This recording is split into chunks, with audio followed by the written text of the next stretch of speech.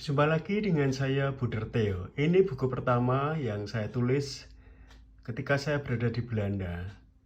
Isinya tentang kepribadian berdasarkan Enneagram, terutama untuk melihat, menyadari, merenungkan kepribadian kita berdasarkan Enneagram, dan kemudian bagaimana kita bangkit dari keterbatasan-keterbatasan kerapuan yang kita miliki, ya, agar hidup menjadi lebih bahagia dan nyaman. Tidak hanya untuk mengetahui siapa diri kita berdasarkan Enneagram, tetapi juga bagaimana kita berusaha untuk bangkit dan menjadi lebih positif. Buku yang kedua adalah Relasi dan Intimasi, Meningkatkan Energi Kasih.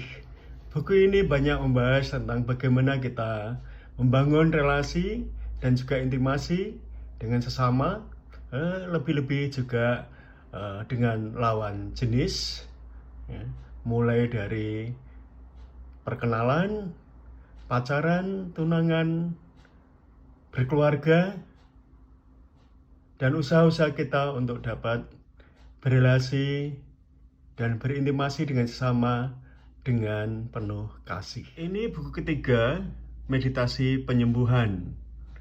Kita adalah makhluk yang integral, yang tidak hanya terdiri dari fisik saja, tapi juga mental, spiritual, psikologis. Dan keempatnya harus kita kembangkan dan kita bangun secara seimbang agar kita semakin tumbuh dan berkembang secara integral dan seimbang.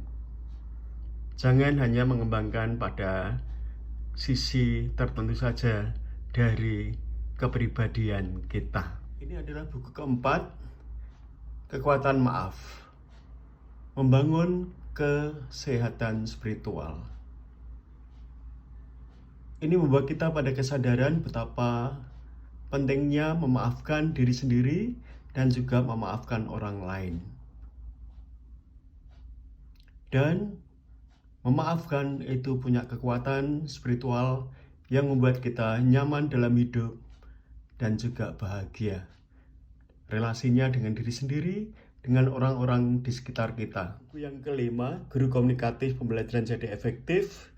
Betapa pentingnya seorang guru, seorang pendidik itu harus memiliki keterampilan komunikasi yang baik dan benar, sehingga dapat mengkomunikasikan tidak hanya isi pembelajaran, tapi juga mengkomunikasikan gagasan, ide, dan bahkan dirinya sendiri kepada para anak didiknya. Buku yang keenam, Satu Cinta Tujuh Makna, yang menggambarkan atau melukiskan bagaimana kita berrelasi, lebih-lebih dalam relasi cinta suami dan istri, tapi juga bisa kita pergunakan dalam penyadaran dan usaha kita untuk memberi makna dalam hubungan kita dengan sesama.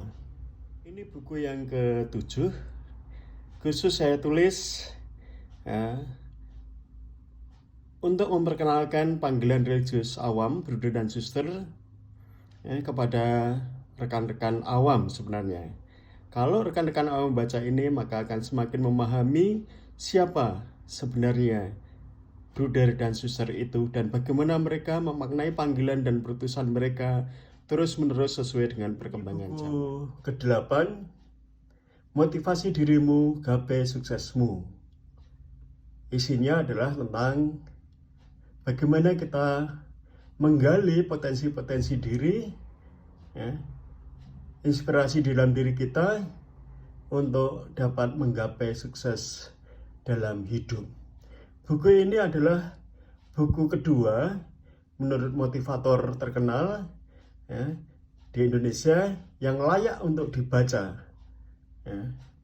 agar dapat termotivasi dalam menggapai kesuksesan. Ini buku ke-9, Doa Limpah Berkat. Ini buku sederhana, prinsip praktis dalam berdoa, dengan teks-teks kitab suci yang menginspirasi.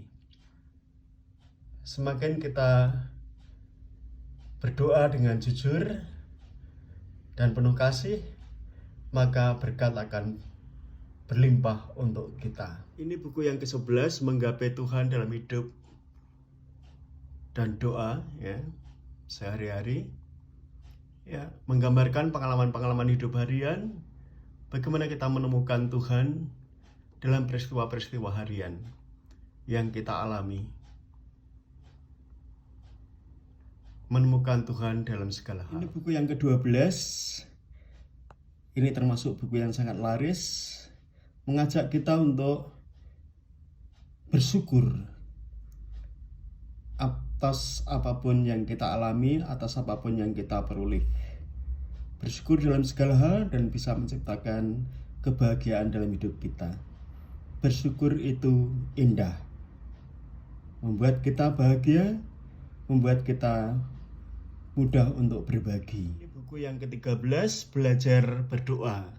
Ini sebenarnya bukan untuk anak-anak, ya, tetapi untuk orang dewasa, karena mengupas doa-doa pokok gereja, doa-doa pokok Katolik, termasuk Bapa Kami, Salam Maria, dan seterusnya. Dengan memahami makna doa, ya, maka kita juga akan semakin mengerti dan juga semakin tekun untuk berdoa. Ini buku yang ke-14, Dipanggil untuk Menjadi Kudus Dirimu Juga. Ini dari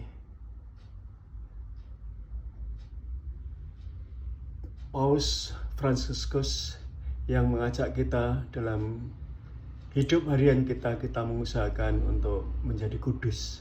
Kekudusan tidak hanya untuk para pastor, Bunda Suster, tapi untuk kita semua, ya, agar kita sebagai orang Katolik menjadi kudus melalui peristiwa-peristiwa doa, usaha, dan sakramen-sakramen yang kita terima. Yang ke-15, menuju sukses sejati, mencapai hidup sejahtera. Ini membawa kesadaran pada diri kita masing-masing bahwa sukses sejati itu terletak pada niat, kesadaran, bukan hanya pada apa yang kita capai secara duniawi, tetapi yang kita capai secara rohani.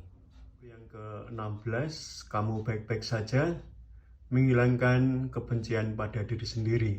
Ini mengajak kita untuk sadar bahwa di antara kelemahan-kelemahan, keterbatasan yang kita miliki, kita sebenarnya diciptakan Tuhan dengan potensi baik, dan menyadari bahwa kasih Tuhan itu jauh lebih besar daripada kelemahan dan keterbatasan kita.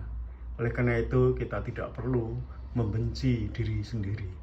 Kita perlu siap untuk mengampuni dan mengasihi diri sendiri. Dan ini buku terakhir yang saya tulis, ya, sampai saat ini, Pribadi Menarik dan Memimpin yang Melayani. Saya mengajak kepada siapapun juga, sebagai pemimpin, mesti harus membangun kepribadian kita yang menarik dan juga siap melayani siapapun yang kita pimpin. Inilah beberapa buku saya, masih banyak yang lain. Nanti akan saya coba untuk sampaikan secara singkat di waktu yang akan datang. Terima kasih.